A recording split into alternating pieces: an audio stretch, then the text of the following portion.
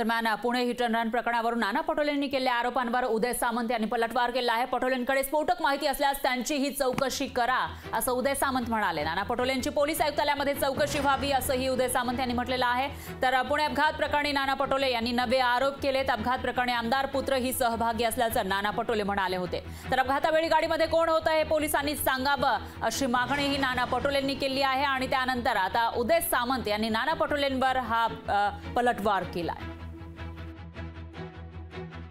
जे आमच्याकडे माहिती आहे त्या माहितीमध्ये असं येतं की ही अल्पवयीन मुलं होती। आता तर पोलीस त्यांना निबंध लिहायला लावत आहे। हे तर खऱ्या अर्थानं म्हणजे श्रीमंतांच्या मुलांसाठी वेगळा कायदा आणि गरिबांसाठी वेगळा कायदा ही एक परिस्थिती महाराष्ट्रात आपण पाहिलेलीच आहे। पण या सगळ्या नशेडी व्यवस्थामध्ये एक आमदाराचा मोरगा सुद्धा होता। तो कोण होता तेही जाहीर झालं पाहिजे, ते पण माहिती आली पाहिजे पुढं। हा कोण होता, त्याच्यामध्ये गाडीमध्ये उतरणारी लोक तर दोन होती, ते कोण होती तेही समोर आलं पाहिजे। खूप साऱ्या गोष्टी लपलेल्या त्याच्यात।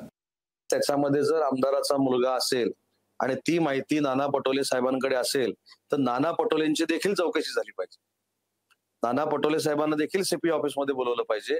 जर एवढी स्फोटक माहिती त्यांच्याकडे आहे आणि आमदारांचा मुलगा असलेले पुरावे त्यांच्याकडे आहेत, त्यांनी सीपी ऑफिसला दिले पाहिजेत आणि खरोखर असेल तर कारवाई झाली पाहिजे।